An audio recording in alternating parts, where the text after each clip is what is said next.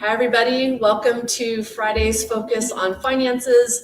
My name is Jamie Fleming, and today we're going to be talking about 3 financial literacy tips to teach your young kids, tweens, teens, and young adults. So, do your kids handle money well? Good financial education for children is important for their future. And if you're a parent that worries about their children's money future to the point where you enable their bad money habits, these tips can dramatically impact your financial future and well-being too. It is a fact that money represents an important part of our lives. Therefore, it is advisable for early childhood education to include the basics of how to properly deal with finances. From an early age, little ones are able to realize that the much desired toy, new clothes, vacation trip, and even lunch they purchase at school depend on money. So gradually introducing financial education into your children's lives is an important contribution to their financially balanced futures. And the best part is that you can foster good financial habits in fun and natural ways. This week's Focus on Finances, I'm delving into 3 tips that I use with my own family and can attest to their effectiveness. You'll walk away this week with good ideas on how to teach your kids the value of money from the earliest ages to young adulthood. So, number 1, begin the financial literacy process as early as possible. Have your children be a part of the process of even opening a simple savings account. I'm going to show you a picture here of my little ones in this process. If they're part of the process, they can be part of the process of establishing relationships with money sources and talking to your kids, of course, about spending, saving, and tithing are all really important elements of financial education. So 7 years ago in April, 3 days after my kiddos turned 5, as a part of their 5-year-old birthday experience, Isabel and Kinley met my banker at the time, Gabby. I was at the time with Union Bank. They opened their very first bank account and made their first deposits on their own. Financial literacy for kids can start really early. My kids are already learning about tithing and saving first. And you can tell by their expressions, it tells the whole story, as well as their chosen attire. They chose their own outfits because of the importance this meeting was and felt to them. So the next picture is taken just a few days after their 12th birthday. And as part of their financial literacy, we spoke about the difference between credit card and debit cards. They happen to have accumulated quite a bit of cash, as you can see in the picture, and checks from Christmas and birthdays. So it was time to open a new dividend-paying checking account. And giving them the experience of having a debit or ATM card attached to this particular account. They have more independent time with their friends, and now is a good time to teach them about how they're spending their money and for what.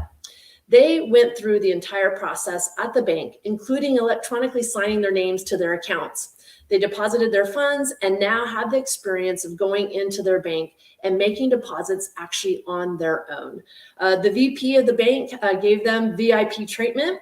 And now when they go into the bank manager always greets them, and the regular tellers now know them by name. This is such an important lesson to know how banking works, establish relationships, and begin establishing good money habits and good credit for their future. Number 2 is do things together as a family. Exercise, garden, cook, and eat together. This next picture is a picture of our garden. So my kids also exercise with me often, which I really love. We walk our dog together in the mornings and have family discussions about everything from what's happening at school to what their summer goals are. We also had our first harvest. You can see in the picture from our garden a few months ago. The kids absolutely love the fresh items from our garden and appreciated how much better these items actually tasted. We also went through the process of figuring out how much it costs to grow items in our garden versus buying them at the store. So when we had our first harvest, which included broccoli, Kinley requested Korean bowls with our fresh broccoli. So we also took a moment to figure out eating this meal at a restaurant versus cooking at home. So I had each of them guess for both. And I did this on a chalkboard with them so they could visually see it as we went along. So Kinley guessed that ordering this dish for our family at a restaurant, this would be a family of 4, by the way, at a restaurant, including tax and tip, was $50. Bella guessed $75. The actual amount was $46.65. Then I had them guess how much it would cost to make the same dish at home. Kinley guessed $20 and Bella guessed $15. The actual amount for 4 people for the same dish in the restaurant was only $12.25. So it was really awesome to do this visually on the chalkboard because they immediately got it that we could have this meal at home about 4 times for the same amount as eating out once. These are such good money lessons as kids get older and go out into the world on their own. Teaching them basic cooking skills, having them pick a meal to make at home, and then actually doing the actual grocery shopping for the meal really gives them future healthy money skills, as well as skills to impress when they can whip up a nice meal for themselves or for someone else. So number 3 is help your children make wise money choices. And we want to do this by making sure we're talking about what's important to them, what goals they have, and what they need to do to achieve those goals. It's easy for kids and teens, and let's face it, most adults, to be in the moment when it comes to spending money without really thinking about the long-term consequences. If we make it a point to talk about goals that require money, then the whole family can actually buy into the process, really, literally. On this particular day that I was talking to my kids, we were having morning money talk, and we were doing this before school started. They actually brought it up, and my kids spend time regularly with another friend, and they go to a neighborhood market to get a treat for themselves, and they feel very grown up. They're using their own money from allowances and such. And on their own, they decided that each week, one of them would buy for the group, totaling $9, so $3 each. Bella's become more and more money conscious and has decided that she's going to bring snacks from home, given that the cost is about a third from buying at the neighborhood market. The discussion was about choices, and she was deciding what was her priority, what was important to her. We also talked about the fact that the other 2 had already bought for each other, and that she can make her money decisions going forward, but in fairness, needed to fulfill her agreement to the group. She agreed and later came back to the table with $6. Now, her brother Kinley immediately started to complain that it wasn't fair because that would only give them $2 each. My daughter patiently, and she isn't normally the most patient when it comes to this, but she patiently waited and then explained to her brother that she was bringing $6 to cover snacks for him and their friend because it was the right thing to do. But she was just deciding not to spend $3 on herself. I asked if that felt okay to her, wondering if she was feeling left out. She actually shared with me that she felt great because she was still hanging out with her brother and their friend.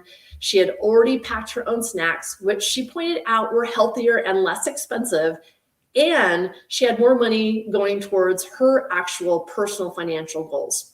Talking about money goals with your kids and creating a way for them to achieve them now will set them up with a financial foundation for life.